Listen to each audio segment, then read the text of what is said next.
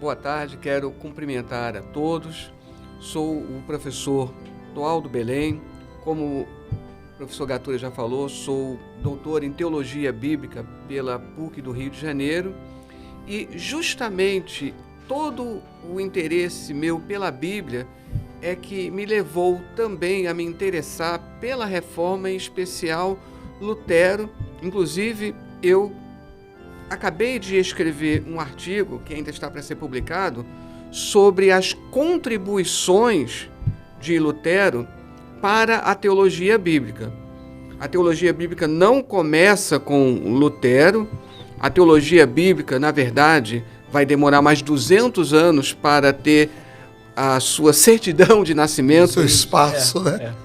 Para ter o seu espaço, pelo menos academicamente falando, mas podemos perceber como ele abriu o caminho justamente fazendo a mudança, né, daquele pensamento lá na Idade Média, usando a famosa quadriga, né, e ele começa lançando sementes, como eu escrevi no artigo, para um método histórico-gramatical que depois evolui para o método histórico-crítico. Ele não é o pai de nenhum dos dois métodos, mas ele lança sementes. Mas dá ênfase, né? O único que recebe um apoio político é o Lutero. Não é isso, professor? O Lutero que recebe um apoio político, e esse apoio político consegue virar a chave. Sem um apoio político, a reforma aconteceria? O apoio político que o Lutero recebeu foi fundamental. Inclusive, houve um momento de tensão. Quando ele foi chamado para a Dieta de Worms, houve um receio de que ele pudesse ter o mesmo destino do John Hus.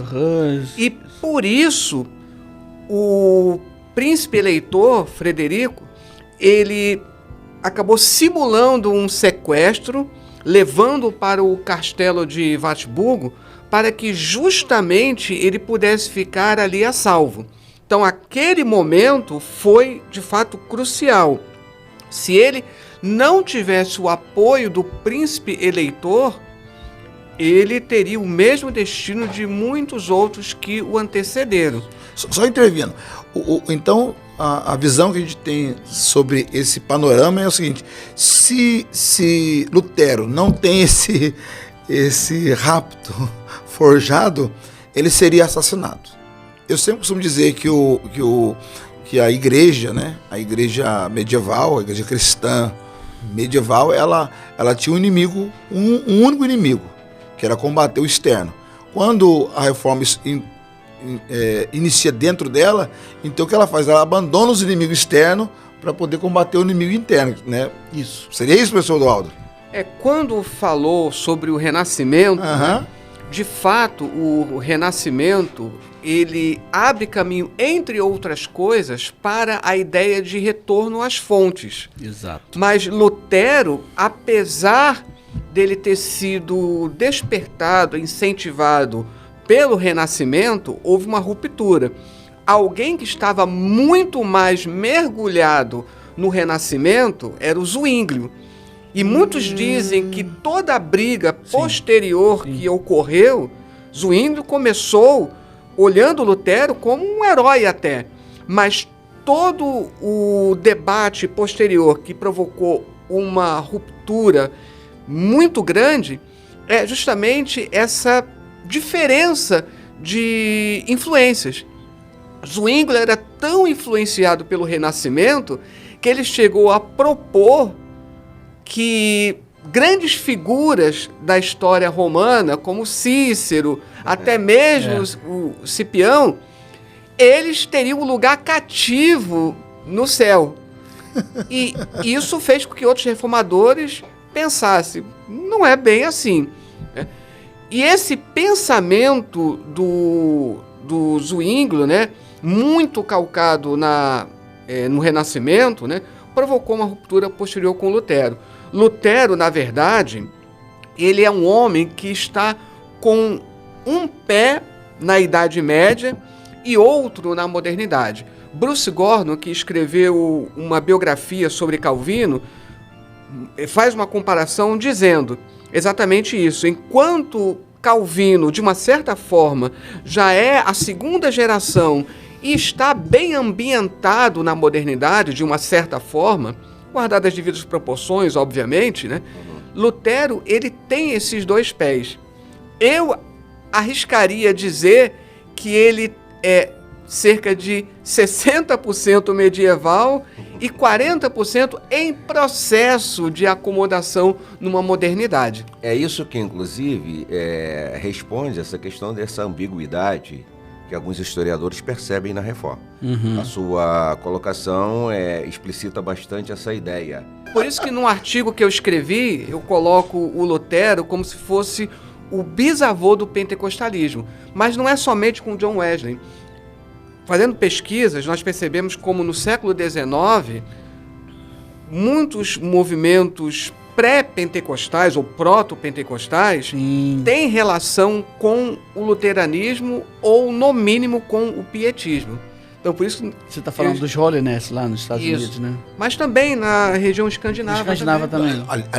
Ali na região da Escandinávia, você tem os moráveis que não deixou a hóstia apagar. Sim, estão lá até hoje. Não, eles não deixam... 100 anos dura a oração. Um século a oração não parou. Sem interrupção, 100 anos. E Gunnar Wingre e Daniel Berg, apesar de eles terem origem batista, eles são provenientes de um país que é considerado aquele que, primeiramente, fora da Alemanha, abraçou com entusiasmo o luteranismo. Olha que legal. Então, até que é um país com forte tradição luterana. Sim, a religião é oficial. Os batistas, eles têm toda uma tradição luterana. O luteranismo na Suécia é a religião oficial.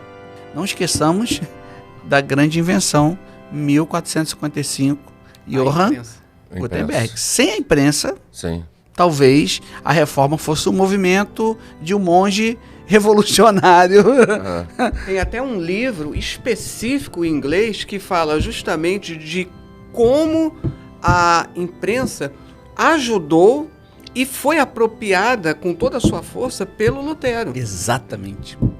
A tradição luterana, ela tá prática ou é impressão minha? De uma certa forma, é uma falsa impressão, diria assim. No Brasil, o luteranismo ele ficou muito restrito à região sul.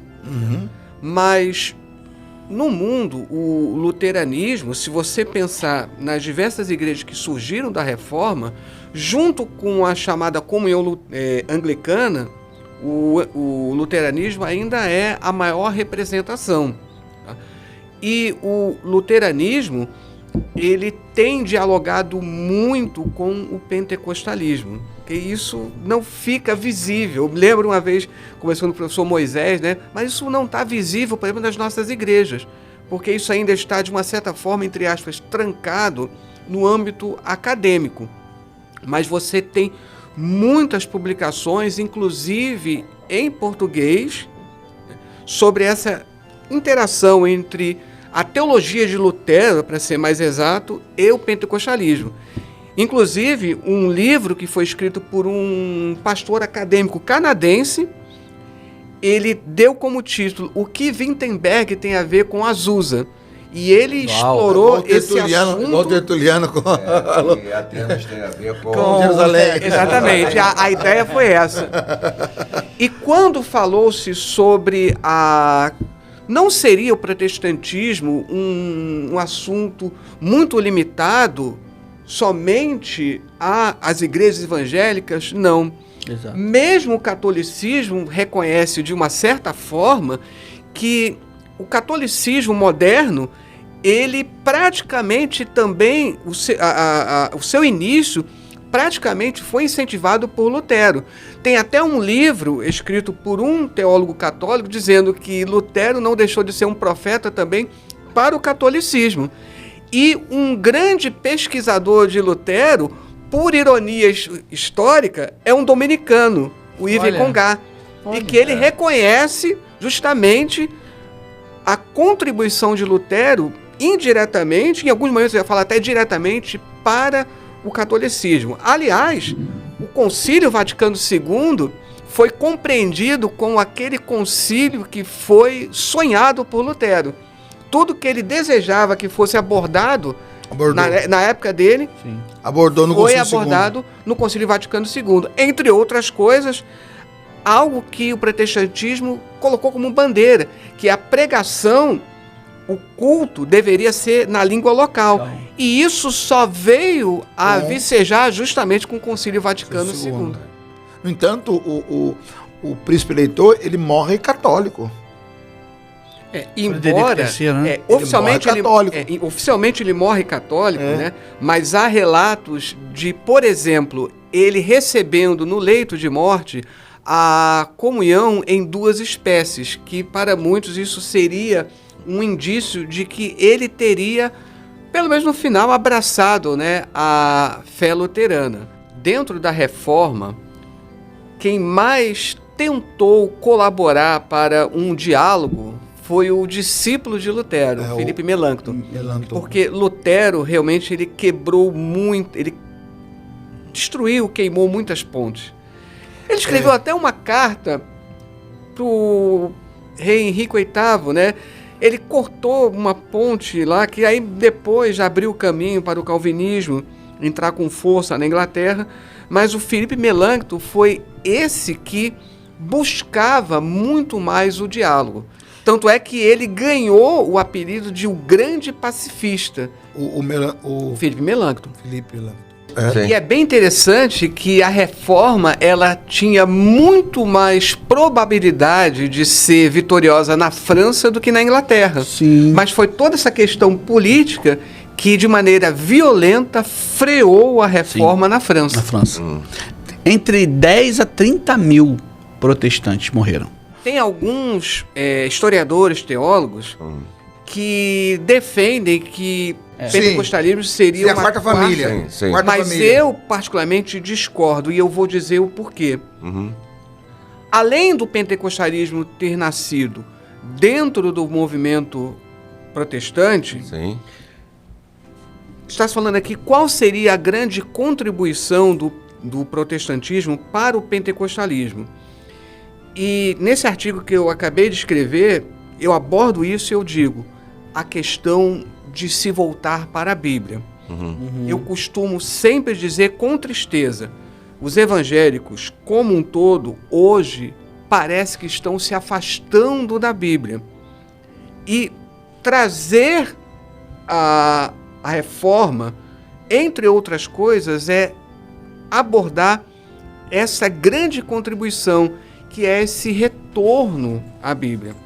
Lógico que na Idade Média já temos debates bíblicos, mas isso foi aprofundado e isso foi levado a público, aí a questão da teologia pública, justamente com a Reforma. Nós estamos perdendo isso.